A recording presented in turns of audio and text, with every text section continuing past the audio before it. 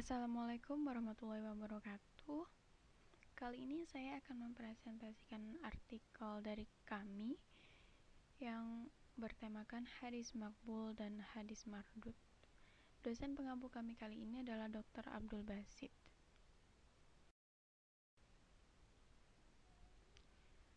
Presentasi pertama akan dibawakan oleh Izzatun Nabila. Kemudian yang kedua akan dibawakan oleh Hafida Putri Laksono. Adapun macam-macam dari hadis makbul dan mardud yaitu yang termasuk dalam hadis makbul yaitu hadis sahih dan yang kedua hadis hasan. Sedangkan hadis dhaif termasuk ke dalam macam-macam dari hadis mardud.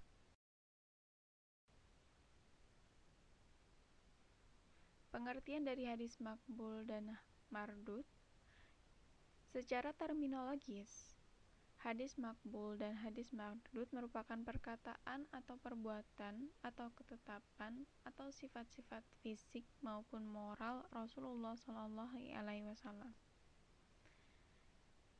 Adapun pengertian dari hadis makbul ialah hadis yang digunakan sebagai dasar perumusan hukum. Sedangkan hadis mardud ialah hadis yang tidak jelas kebenaran riwayat yang disampaikan. Kemudian pengertian dari hadis sahih, yaitu hadis yang tingkatannya tertinggi. Menurut Ibnu al-Sholeh, hadis sahih adalah hadis musnad yang bersambung sanadnya dengan periwayatan perawi yang adil dan dhabit.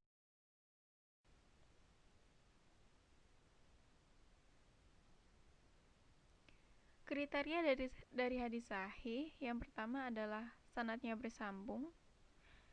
Sanad yang dimaksud sanad ialah rentetan orang yang menghubungkan dari satu perawi hadis hingga sampai pada Nabi Muhammad SAW. Kriteria yang kedua yaitu para perawinya adil. Yang dimaksud sebagai perawi di sini adalah seseorang yang menghimpun hadis Nabi ke dalam suatu kitab hadis setelah diambil hadis dari guru. Kriteria yang ketiga yaitu perawi adalah dhabit. Yang dimaksud dari dhabit di sini adalah orang yang kuat hafalannya tentang apa yang telah didengarnya dan mampu menyampaikan hafalannya kapan saja ia menghendakinya. Kriteria yang ketiga adalah hadis tersebut tidak syadz. Lalu apa itu syadz? Syadz ialah riwayat seorang rawi dari seorang guru yang menyelisihi temannya yang meriwayatkan dari guru yang sama, tetapi yang menyelisihinya lebih kuat keadaannya. Bisa jadi karena lebih banyak jumlahnya. Misal satu orang menyelisihi 11 orang atau lebih dari dia. Adapun kriteria yang kelima yaitu terhindar dari ilat. Lalu apa itu ilat? Ilat adalah kemaslahatan atau kemanfaatan yang dipelihara atau diperhatikan syara di dalam menyuruh suatu pekerjaan atau mencegahnya.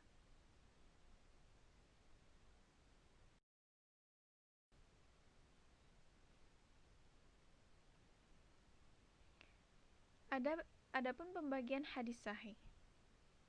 Yang pertama, hadis sahih li zatihi, yaitu hadis yang sahih dengan sendirinya tanpa diperkuat dengan keterangan lainnya. Yang kedua, sahih li ghairihi, yaitu hadis yang kesahihannya diperkuat dengan keterangan lainnya. Hukum dan status kehujahan hadis sahih. Jadi, hukum dan status kehujahan hadis sahih adalah wajib untuk menerima dan mengamalkan hadis sahih tersebut. Contoh dari hadis sahih yaitu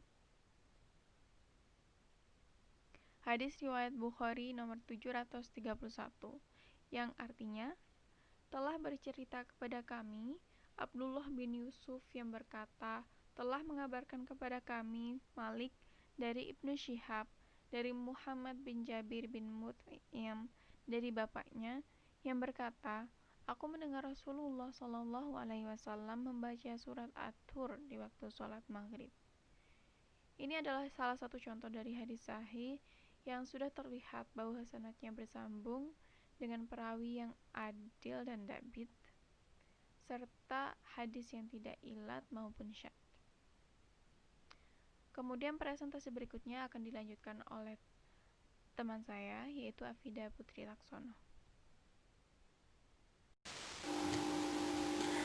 Secara bahasa, hasan adalah sifat musyabbahah dari kata al-husn, yang berarti al-jamal. Sedangkan secara istilah, hadis hasan memiliki definisi yang berbeda-beda karena para ulama juga berbeda dalam menafsirkannya. Perbedaan ini dikarenakan hadis hasan terletak di antara hadis sahih dan hadis dhaif. Menurut Al-Khattabi, hadis hasan yaitu hadis yang diketahui tempat keluarnya, para perawinya masyhur atau dikenal, menjadi tempat beredarnya banyak hadis, diterima oleh banyak ulama dan digunakan oleh sebagian besar fuqaha. Kriteria hadis hasan adalah sama dengan hadis sahih, kecuali bahwa pada hadis hasan terdapat perawi yang tingkat kedabitannya kurang atau lebih rendah dari yang dimiliki oleh perawi hadis sahih. Oleh karenanya, Ibnu Hajar menegaskan bahwa hadis hasan adalah hadis sahih yang perawinya memiliki sifat dabit lebih rendah dari yang dimiliki oleh perawi hadis sahih. Sehingga dapat kita simpulkan bahwa kriteria hadis hasan adalah: yang pertama, sanadnya bersambung; yang kedua, perawinya adil; yang ketiga, perawinya memiliki sifat dabit, namun kualitasnya lebih rendah atau kurang dari yang dimiliki oleh perawi hadis sahih; dan yang keempat ialah hadisnya tidak syadz dan ilat. Pembagian hadis hasan. Hadis hasan dibagi menjadi dua kategori, yaitu yang pertama, hadis hasan lidzatihi, yaitu hadis yang dirinya sendiri telah memenuhi kriteria hasan sebagaimana yang telah disebutkan di atas dan tidak memerlukan bantuan yang lain untuk mengangkatnya ke derajat hasan, sebagaimana halnya pada hasan li ghairihi. Yang kedua, hadis hasan li ghairihi, yaitu hadis dhaif apabila datangnya lebih dari satu, dan sebab kedaifannya bukan karena perawinya fasik atau pendusta. Dari definisi tersebut, dapat disimpulkan bahwa hadis dhaif dapat ditingkatkan derajatnya ke hadis hasan dengan dua syarat, yaitu satu, hadis itu diriwayatkan oleh perawi yang lain melalui jalur lain, dan ketentuan perawi tersebut sama kualitasnya atau bahkan lebih baik. Dan yang kedua, bahwa sebab kedaifannya bukan karena perawinya bersifat fasik atau pendusta. Contoh hadis hasan adalah sebagai berikut. Hadzatsana Mutabaibatu hadzatsana Ja'far bin Sulaiman az-Zubai an Abi Imrani Jauni an Abi Bakr ibn Abi Musa Ash'ari qala sami'tu Ubi bihamratil aduwi yaqulu qala Rasulullah sallallahu inna abwabal jannati tahta dhilalis suyufi. Al-Hadis.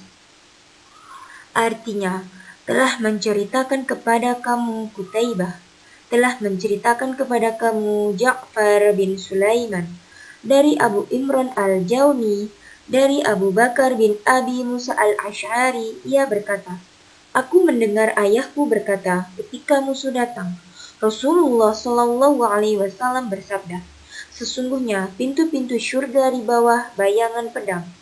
Hari At-Tirmizi bab abwabu faddailil jihadi. Hukum dan status kehujahan hadis hasan. Hadis hasan sebagaimana halnya hadis sahih, meskipun derajatnya berada di bawah hadis sahih, adalah hadis yang dapat diterima dan dipergunakan sebagai dalil atau hujjah dalam penetapan hukum atau dalam beramal. Para ulama hadis, ulama ushul fiqh, dan fuqaha sependapat tentang kehujjahan hadis hasan. Secara bahasa, hasan adalah sifat musyabbahah dari kata al-husn, yang berarti al-jamal. Sedangkan secara istilah, hadis hasan memiliki definisi yang berbeda-beda karena para ulama juga berbeda dalam menafsirkannya. Perbedaan ini dikarenakan hadis hasan terletak di antara hadis sahih dan hadis dhaif. Menurut Al-Khattabi, hadis hasan yaitu hadis yang diketahui tempat keluarnya, para perawinya masyhur atau dikenal, menjadi tempat beredarnya banyak hadis, diterima oleh banyak ulama, dan digunakan oleh sebagian. Kriteria hadis dhaif ada 3. Yang pertama, penyebab kedaifannya adalah karena sanad yang terputus.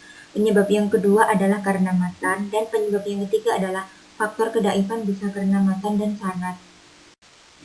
Pembagian hadis dhaif ada 5, yaitu yang pertama hadis mursal, yang kedua hadis munqati, yang ketiga hadis al-mu'addal, yang keempat hadis mudallas, dan yang kelima hadis mu'allal.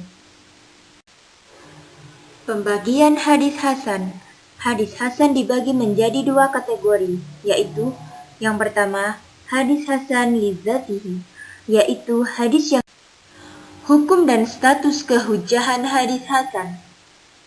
Hadis hasan, sebagaimana halnya hadis sahih, meskipun derajatnya berada di bawah hadis sahih, adalah hadis yang dapat diterima.